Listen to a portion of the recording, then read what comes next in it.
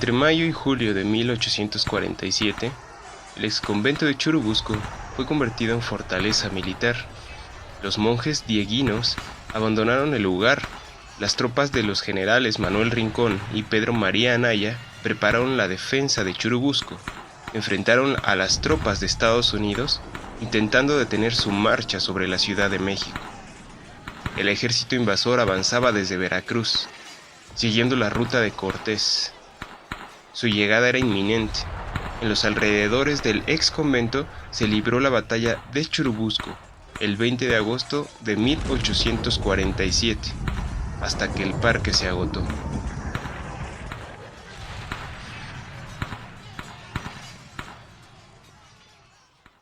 La historia de México es sin duda complicada y difícil de entender desde un solo contexto, sobre todo en la formación del México independiente y la formación del Estado. Estado que, para muchos, termina por ser un producto fallido debido a los diversos problemas actuales que enfrenta la nación.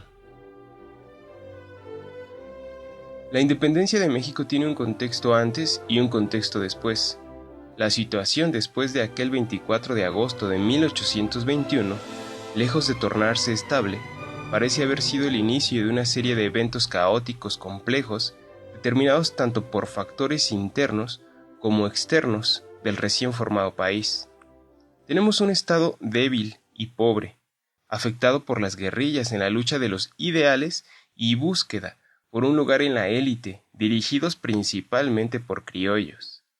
Está también presente la Iglesia, que por su dominio y poder económico funge como una especie de Estado, controlando la mitad del entonces territorio mexicano, situación que da pauta a la Guerra de Reforma, y culminando con un golpe certero a la doctrina eclesiástica y sentar así las bases para la solidificación del Estado. Por otro lado, las constantes amenazas extranjeras se hacen presentes.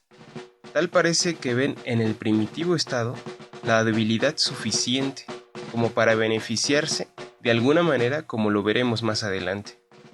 La primera intervención extranjera se hace presente con la nación española y su intento por reconquistar México. Con una expedición encabezada por Isidro Barradas y un ejército de 4,000 hombres dirigidas por las órdenes del rey Fernando VII, zarpó del puerto de La Habana, Cuba, y desembarcó en Cabo Rojo, Veracruz, el 26 de julio de 1829. En su respuesta, el ejército mexicano, encabezado por los generales Antonio López de Santana y Manuel Mier y Terán, por órdenes del entonces presidente Vicente Guerrero, es enviado a hacer frente a la amenaza española, resultando esta en una victoria y el último intento de España por reconquistar el país.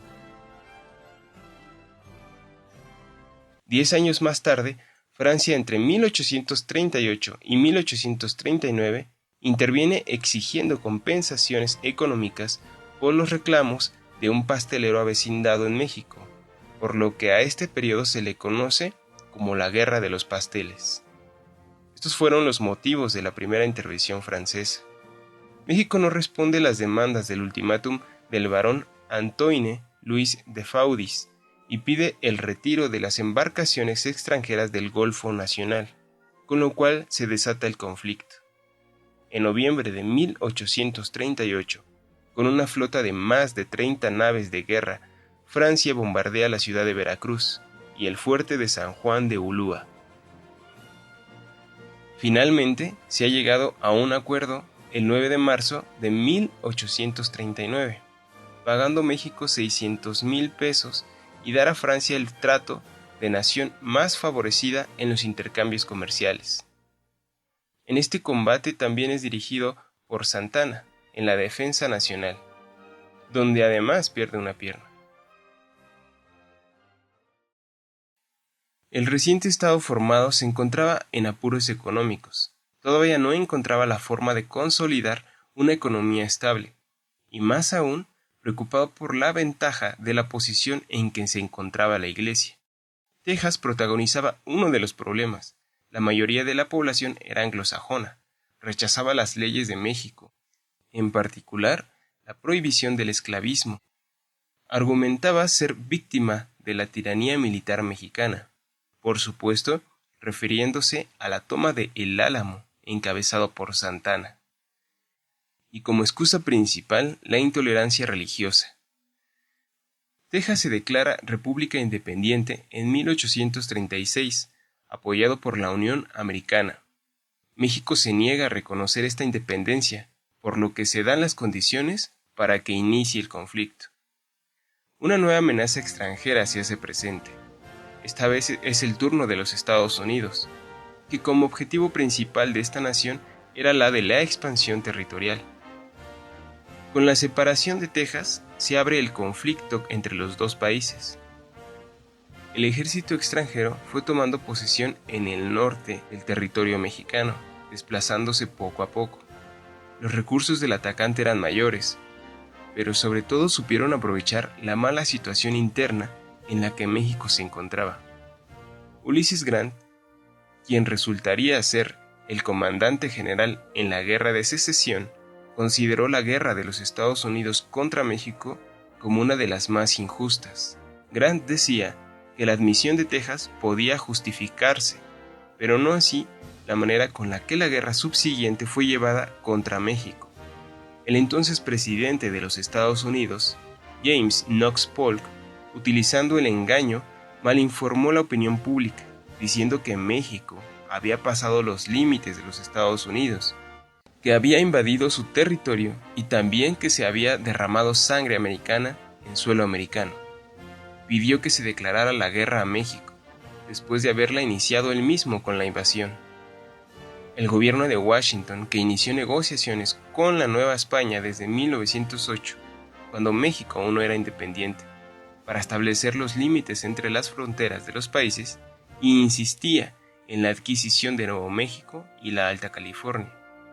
Las presiones aumentaron y Washington inició campañas militares en Nuevo México, California, Texas, Nuevo León, Coahuila y Chihuahua.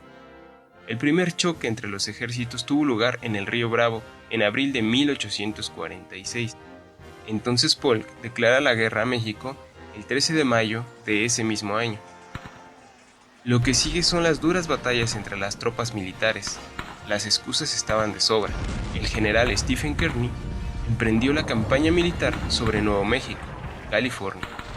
El general John Wood inició el avance hacia Nuevo León, Coahuila y Chihuahua.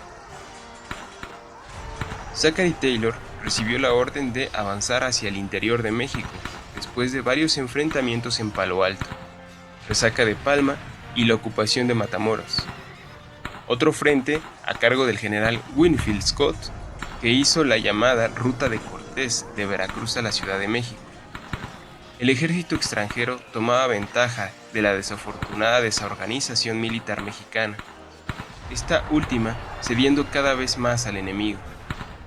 Se hacen presentes las derrotas mexicanas en Cerro Gordo, Puebla, Padierra, Churubusco, Casamata, Molino del Rey y Chapultepec. Las batallas en el Valle de México definieron la guerra con el triunfo del ejército norteamericano encabezadas por Scott. Se calcula unos 15,000 hombres que sin armas, desordenados y frenéticos, se lanzaron contra los invasores, lo cual fue reprimido y terriblemente castigado por el ejército de Scott. El 14 de septiembre de 1847 entraron al Zócalo e izaron la bandera de Estados Unidos en Palacio Nacional. En enero de 1848 inician las pláticas para un tratado de paz encabezadas por Bernardo Couto y Nicholas Trist. Este último a nombre de los Estados Unidos y sin el permiso propio del presidente Polk, dejando el interés de lado por anexar todo el territorio mexicano debido a problemas internos en la nación norteamericana, como lo reveló después la Guerra de Secesión. Se firma el Tratado de Guadalupe el 2 de febrero de 1848.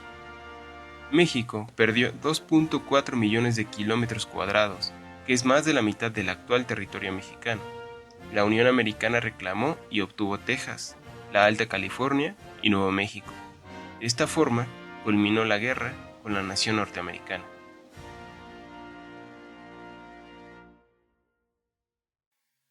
En julio de 1861, el entonces presidente de la nación, Benito Juárez, suspendió el pago de la deuda con Inglaterra, Francia y España, ya que no podía cubrir los abonos ni los intereses que México debía a estas naciones, debido a la Guerra de 3 años, lo que ocasionó que los tres países formaran la Alianza Tripartita y enviaran una expedición conjunta para obligar la reanudación del pago.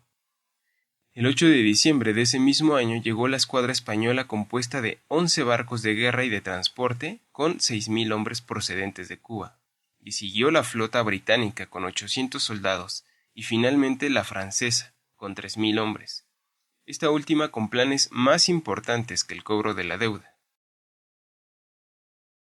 Manuel Doblado, por parte del gobierno de Juárez, y Juan Prim, del lado de la Alianza Tripartita, entran en negociaciones, alcanzaron un acuerdo y firmaron el Tratado de la Soledad, donde el gobierno mexicano les dio facilidades para instalarse en Córdoba, Orizaba y Tehuacán, en el cual el acuerdo era de no invadir mientras se negociaba. La guerra con Francia fue más un conflicto entre conservadores y liberales, donde los segundos ya habían recuperado el poder en la Guerra de Reforma, que dejó el país debilitado y en bancarrota. De esta manera Benito Juárez toma la presidencia. La Iglesia conforma un elemento importante con las leyes de reforma, ya que ésta pierde gran parte de su poder, tanto civil como económico.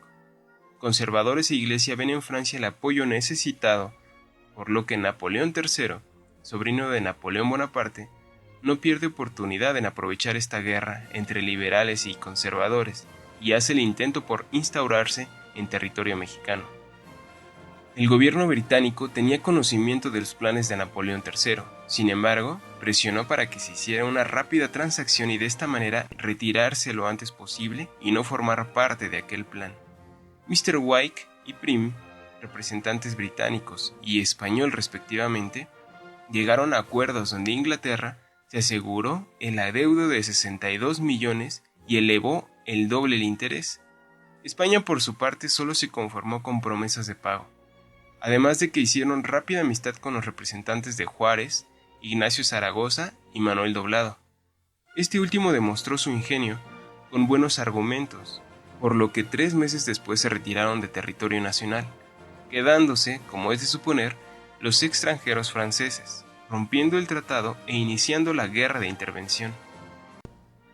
El general Zaragoza fue designado jefe supremo de las Fuerzas Armadas mexicanas.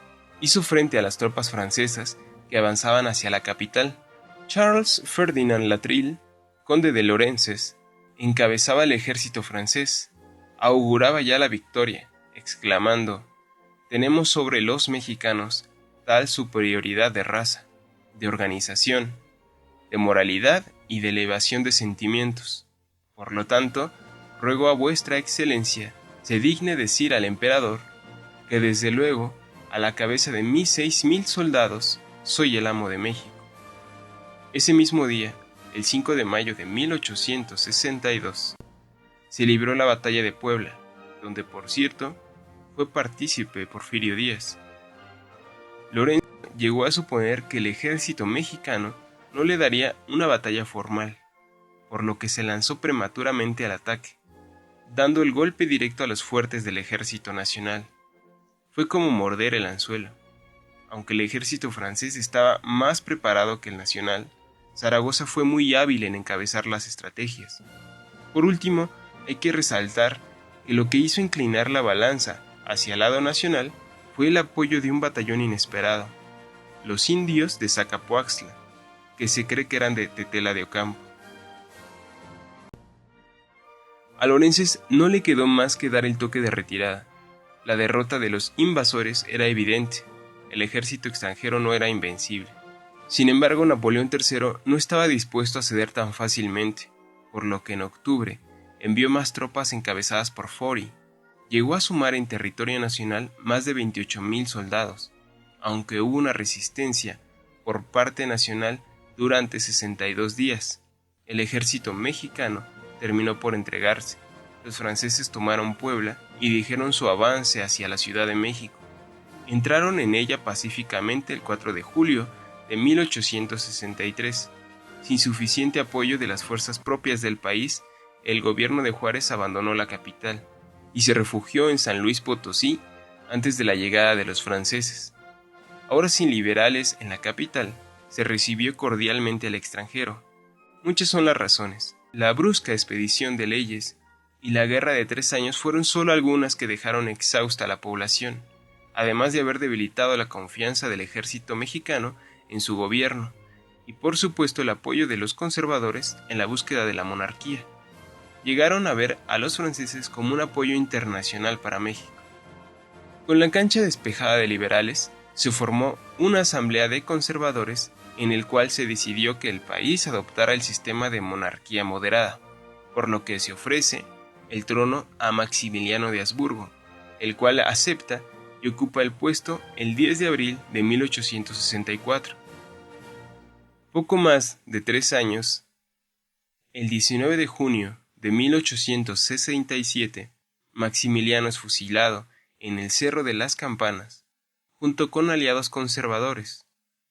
¿Las razones? El imperio de Maximiliano, llamado el Segundo Imperio, se desmoronó con situaciones cada vez más desafortunadas. En primer lugar, el Tratado de Miramar, que iba de la mano al aceptar el trono, con el reconocimiento de la deuda de 270 millones con Francia. Además estipulaba el retiro paulatino de las tropas francesas del territorio mexicano, sobre todo por conflictos con Prusia. La monarquía de Habsburgo fue de una política liberal, lo que causó el disgusto de los conservadores. Formó su gabinete con algunos políticos liberales e incluso ratificó las leyes de reforma de Juárez. Estaba a favor de la tolerancia de cultos y de la separación de la Iglesia del Estado, así como la nacionalización de las propiedades del clero. Ante el desconcierto de la Iglesia y los conservadores, Habsburgo, con el apoyo militar francés, mantuvo esta política y sancionó a los inconformistas. Para 1866, Francia se veía amenazado por Prusia, además de la presión de Estados Unidos, con respaldo en la doctrina Monroe, debido al resultado en la Guerra de Secesión. Napoleón III, en apuros, retiró las tropas de suelo nacional. Sin obstáculo extranjero y el apoyo diplomático de Estados Unidos, republicanos se apoderaban poco a poco de la situación. El archiduque se vio acorralado y sin apoyo. Una vez vencidos, junto con el apoyo de los conservadores, Juárez se instala nuevamente en el poder, y de esta manera dar paso a otro capítulo en la historia de México. Hemos visto las intervenciones extranjeras en México. Podemos concluir que en la formación de la nación han habido factores tanto internos como externos, dando como resultado una historia compleja e interesante, que nos ha dado la identidad como mexicanos.